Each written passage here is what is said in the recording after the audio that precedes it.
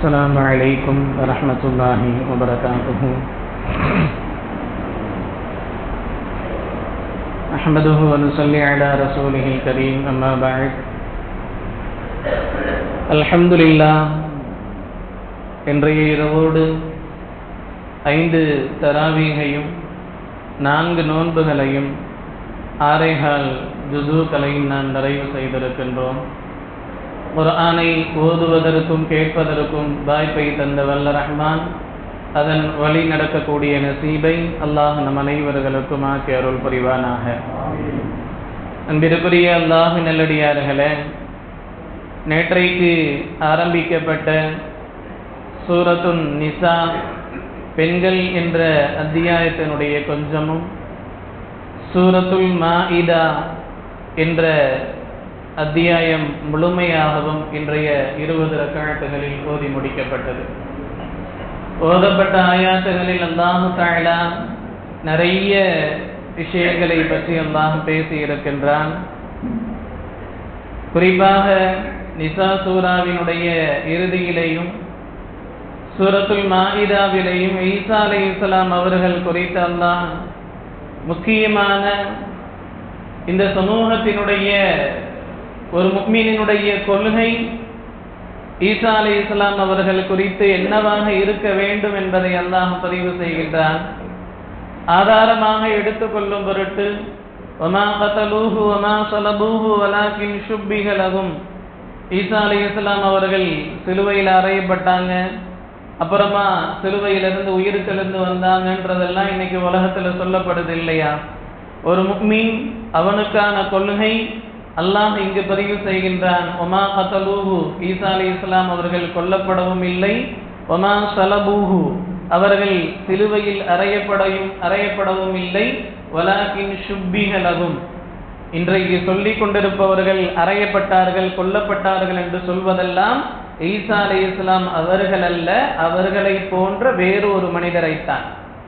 இப்போ ஈசா அலைஹிஸ்ஸலாம் அவர்கள் என்ன ஆனாங்க அப்படின்னு கேட்டா, ஈசா அலைஹிஸ்ஸலாம் அவர்களை அல்லாஹ் உயிரோடு வானிலே தன்னின் பக்கம் அல்லாஹ் உயர்த்து கொண்டான்.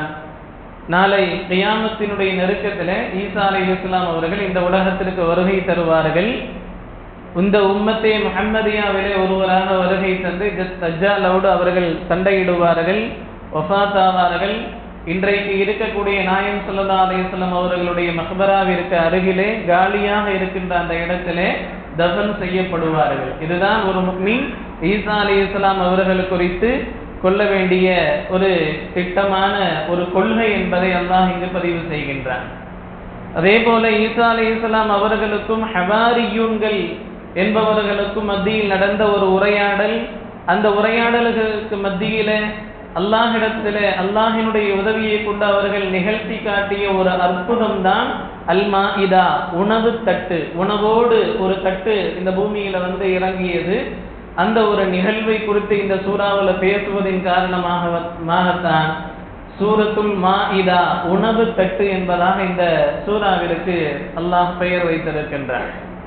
அதல்லாமல் இன்றைய ஆயாத்துகளில் ஆரம்ப சூரத்துல் மாஇதாவிலே நிறைய விஷயங்கள், பிராணிகளில் எது எல்லாம் ஹலால் எதுவெல்லாம் ஹராம், அல்லாஹினுடைய பெயரை சொல்லி அறுக்கப்பட்ட பிராணிகள் தான் ஹலால், அல்லாஹினுடைய பெயரை சொல்லி அறுக்கப்படவில்லை என்றால் அது ஹராம் என்பது குறித்து அல்லாஹ் தெளிவாக விவரித்தான். அதே போல வேட்டை பிராணிகளில் எப்பொழுது நமக்கு ஹலாலாக ஆகும் எப்பொழுது நமக்கு ஹராம் ஆகும் என்பது போன்ற சட்டங்களை அல்லாஹ் இன்றைக்கு பேசினான். அதே போல நீதமாக நடப்பது குறித்து அல்லாஹ் இன்றைக்கு நமக்கு பயிற்சி அளித்தான். எதிரியாக இருந்தால் கூட அங்கு நாம் நீதத்தோடு நாம் நடந்து கொள்ள வேண்டும், நீதத்தை நிலைநாட்ட வேண்டும் என்பது போன்ற தகவல்களோடு குர்ஆனிலே மொத்தமாக 25 நபிமார்களுடைய பெயரைத்தான் அல்லாஹ் சொல்லி இருக்கின்றான். அதில் அநேகமான நபிமார்களுடைய பெயரை இன்றைய சூறாவிலே அல்லாஹ் சொல்லிவிட்டான். இப்படியாக இன்றைய வசனங்கள் கடந்தது. நம்மளுடைய சிந்தனைக்கு நாம் ஒரு ஆயத்தை நாம் எடுத்துக்கொள்கின்றோம்.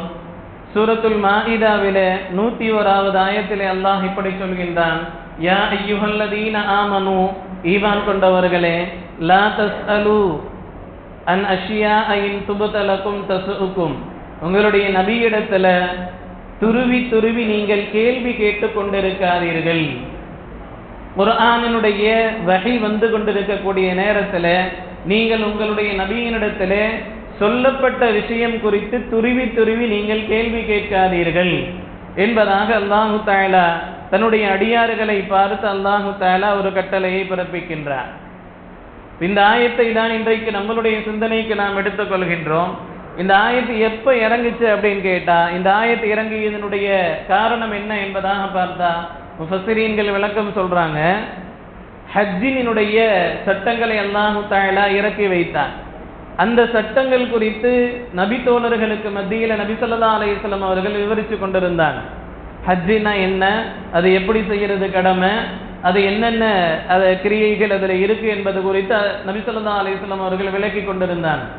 அந்த நேரத்தில் ஒரு நபி தோழர், யா ரசூலல்லாஹ், ஹஜ்ஜுங்கிறது ஒவ்வொரு வருஷமும் செய்யறது கடமையான்னு கேட்டாங்க. ஹஜ்ஜுங்கிறது இப்ப இருக்க என்ன சட்டம், எப்பவும் என்ன சட்டம், வாழ்நாளில் ஒரு முறை செய்யறது கடமை. ஹஜ்ஜுங்கிறது ஒவ்வொரு வருடமும் கடமையா என்பதாக கேட்டாங்க ஒரு நபி தோழர். நபி ஸல்லல்லாஹு அலைஹி வஸல்லம் அவர்கள் அந்த கேள்விக்கு பதில் சொல்ல மௌனமாக இருக்கிறாங்க. அந்த சஹாபி விடுற மாதிரி இல்லை, ரெண்டாவது முறையும் கேட்குறாங்க, யா ரசூலல்லாஹ், ஒவ்வொரு வருஷமும் ஹஜ் செய்யறது கடமையா அப்படின்னு கேட்குறாங்க. மீண்டும் மௌனமாக இருக்கிறாங்க.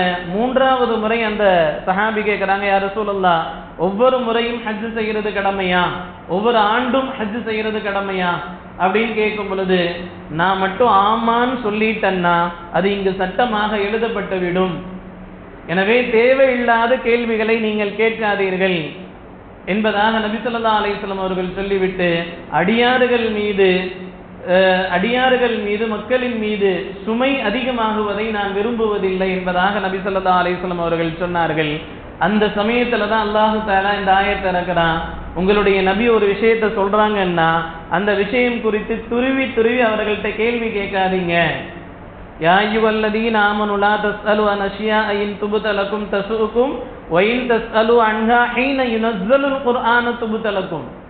என்ன, குர்ஆன் அடுத்தடுத்த வசனங்கள் இறங்கிக்கிட்டே இருக்குது, சட்டங்கள் குறித்து வரலாறுகள் குறித்து இறங்கிக்கிட்டே இருக்குது. உங்களுக்கு நீங்களே கேள்வியை கேட்டு சுமைகளை அதிகமாக்கி கொள்ளாதீங்க.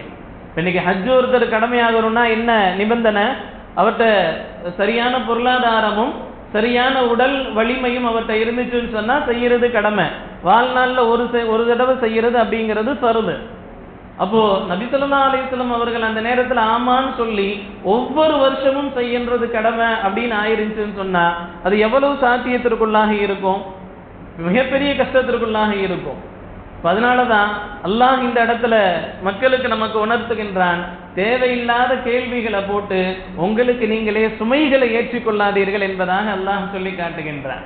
அப்ப நம்மளோட ஷரியத்திலையும் சரி, நம்மளுடைய பொது வாழ்க்கையிலையும் சரி, தேவையற்ற கேள்விகளை எப்பொழுதுமே நாம தவிர்க்கணும். தேவையில்லாத கேள்விகள், தேவையில்லாத பேச்சுக்கள் ஒருபோதும் அது நமக்கு பலனை தராது, கஷ்டத்தை தான் அது தரும். ஒரு முஃமினினுடைய அழகான பண்பு எது என்பதாக நபி ஸல்லல்லாஹு அலைஹி வஸல்லம் அவர்கள் சொல்லும் பொழுது சொல்லுவாங்க, மின் ஹஸ்னி இஸ்லாமில் மர்இ தருக்க மா லா யுக்னி. ஒரு முஸ்லீமினுடைய அழகிய பண்பு என்ன அப்படின்னு கேட்டா, தேவையில்லாத விஷயங்களை அவன் விட்டுட்டு போயிட்டே இருப்பான். எல்லாத்துலையும் போய் மூக்க நுழைக்கிறது, எல்லாத்துலையும் கேள்வி கேட்கறது, எல்லாத்துலையும் பேசுறது அப்படிங்கிறது ஒரு முஃமினுக்கு அழகான பண்பு அல்ல என்பதாக நபி ஸல்லல்லாஹு அலைஹி வஸல்லம் அவர்கள் சொன்னாங்க. அப்ப ஷரியத்துடைய விஷயமாக இருந்தாலும் சரி, அதை கேள்வி கேட்பதாக இருந்தாலும் சரி, பேசுவதாக இருந்தாலும் சரி, ரெண்டு விஷயத்திலையுமே நாம ஒரு லிமிட்டோட ஒரு அளவோட இருக்கணும். அதுதான் நமக்கு பலன் தரும் என்பதாக சொல்லப்படுது. தேவையில்லாத கேள்வி சில நேரத்தில் நம்மளை மட்டுமல்ல, நம்மளை சுத்தி இருக்கவங்களையும் சேர்த்து மிகப்பெரிய நஷ்டத்திற்குள்ளாக்கியும். இப்ப அந்த ஹஜ்ஜினுடைய கேள்வி மட்டும் அங்கு அந்த கேள்வியினுடைய பிரதிபலன் ஆமான்றது ஆயிருந்துச்சுன்னு சொன்னா ஒட்டுமொத்த சமூகத்திற்குமான ஒரு சுமையாகத்தான் அது ஆகி இருக்கும். அதே போல தேவையில்லாத கேள்விகளை முடிஞ்ச அளவிற்கு நாம தவிர்க்க முயற்சி பண்ணணும்.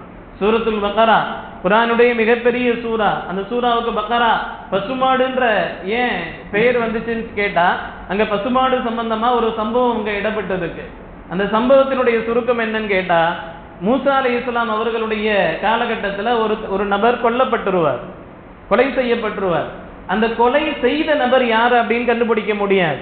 மூசா அலைஹிஸ்ஸலாம் அவங்கள்ட்ட போவாங்க, மூசா அலைஹிஸ்ஸலாம் அவர்களே, நீங்க தான் நபி தானே, இதுக்கு ஏதாவது தீர்வு சொல்லுங்கன்னு சொல்லி கேட்டு போவாங்க. அவங்க அல்லாஹ்விடத்துல கேட்பாங்க.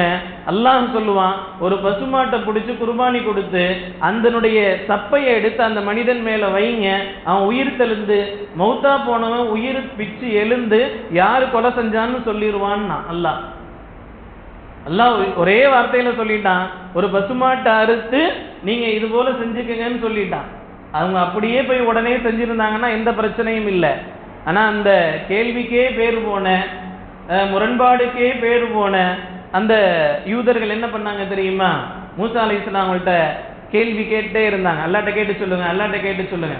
முதல் கேள்வி கேட்டாங்க, அந்த பசுமாடு கண்ணுக்குட்டியா இருக்கணுமா, வயது குறைந்த மாடா இருக்கணுமா, இல்ல வயோதிகமான மாடா இருக்கணுமான்னு கேட்டாங்க.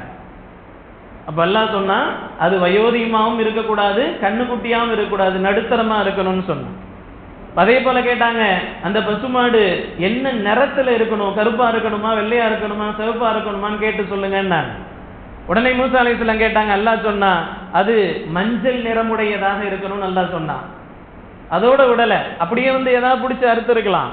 அதோட விடல, அந்த பசுமாடு வேலையில பயன்படுத்தப்பட்டதா இருக்கணுமா, இல்ல வேலைக்கு பயன்படுத்தப்படாதா இருக்கணுமான்னு கேட்டாங்க. அல்லாஹ் சொன்னா, அது எந்த வேலைக்குமே பயன்படுத்தப்படாத மாடா இருக்கணும் என்பதாக சொன்னாங்க. இவ்வளவு கேள்விகளுக்கு பிறகு போய் அந்த மாடை தேடுறாங்க. மாடு எங்கேயுமே கிடைக்கல. அப்படியே ஒரே ஒரு மாடு கிடைக்குது, பயங்கரமான டிமாண்டு. மிகப்பெரிய கஷ்டத்திற்கு பிறகு அந்த மாடை வாங்கி அந்த மாடை அறுத்து அது போல செய்யறாங்க. கொலைகாரன் யாருன்னு சொல்லி கொலை செய்யப்பட்ட நபர் எந்திரிச்சு சொல்றான். இது வரலாறு. இப்ப இவ்வளவு பெரிய கஷ்டத்தை அவர்கள் சந்தித்ததனுடைய விளைவு என்ன? அவர்கள் கேள்விகளை அடுக்கிக் கொண்டே போனதுதான். எக்ஸாம்ல கூட சில நேரங்கள்ல எங்களுடைய சொந்த வாழ்க்கையில நடந்த ஒரு விஷயம். அதாவது மதரசாவில் பரீட்சையில சில கேள்விகள் கொடுத்துட்றாங்க. ஒரு உஸ்தாதிட்ட போயிட்டு, இந்த கேள்விக்கு இது மட்டும் எழுதுனா போதுமா, இல்ல அதுக்கு கீழே சில பிரிவுகள்லாம் உட்பிரிவுகள்லாம் வருது, அதுவும் சேர்த்து எழுதுமான்னு சொல்லி கேட்டோம். அப்ப அது சொன்னாங்க, டேய், நீ இந்த கேள்வியை மட்டும் பதில மட்டும் நீ மேலோட்டமா எழுதி இருந்தன்னு சொன்னா, உன்னை போல எல்லாரும் எழுதியிருந்தாங்கன்னு சொன்னா, சரி நாம கேள்வி கேட்கும் போது விரிவா கேட்கல, இவ்வளவுதான் உங்களுக்கு விளங்கி இருக்குது அப்படின்னு சொல்லி முழு மார்க்கையும் நான் போட்டிருப்பேன். இப்ப நீ முழுசா எழுதணுமான்னு கேட்டுட்ட, நான் இப்ப ஆமான்னு சொல்லிட்டேன், நீ முழுசா எழுதித்தான் ஆகணும். இப்ப அந்த இவ்வளவு பெரிய கஷ்டத்தை நீயா தான் ஏற்படுத்திக்கிட்டேன்னு சொல்லி முதல் நாள் பரீட்சையில கேள்வி கேட்டதுக்கு 2வது நாள் வேற ஒரு பரீட்சையில இந்த பதில சொல்லி அனுப்பிச்சாங்க, கொஸ்டின் பேப்பர் கொடுக்கும்போது. அதனால தேவையில்லாம ஒவ்வொரு கேள்வியா நோண்டாத, உனக்கு என்ன விளங்கி இருக்குதோ அதை கரெக்டா பார்த்து எழுது அப்படின்னு சொல்லி அனுப்பிச்சாங்க. அப்போ நம்மளுடைய வாழ்க்கையில கேள்விகளை அவசியமற்ற கேள்விகளை நாம முன்வைக்கும் பொழுது அதனுடைய விளைவு அப்படிங்கிறது நமக்கு கஷ்டம் தரக்கூடியதாக அது மாறுது அப்படிங்கிறது தான் இங்க விஷயம். அதே போல அவசியம் இல்லாத பேச்சுக்களையும் கண்டிப்பாக நாம பேசக்கூடாது. சில நேரங்கள்ல நாம அவசியமற்ற பேச்சுக்கள் பேசுறதின் காரணமா நாம நரகத்திற்கு போறது அதுவே காரணமாக ஆயிருது. சில நேரங்கள்ல அவசியமான பேச்சுக்களை பேசுவதன் மூலமா சொர்க்கத்துக்கு போறதுக்கு அதுவே காரணமாயிருது. நபி ஸல்லல்லாஹு அலைஹி வஸல்லம் அவர்கள் ஹதீஸ்ல சொல்றாங்க, ஒரு மனிதன் இருக்கிறான், அவன் எப்பொழுதும் அல்லாஹ்விற்கு பொருத்தமான வார்த்தைகளையே பேசிக்கிட்டு இருக்கிறான். அந்த வார்த்தைகளினுடைய விளைவை அவன் உணர்வது கிடையாது.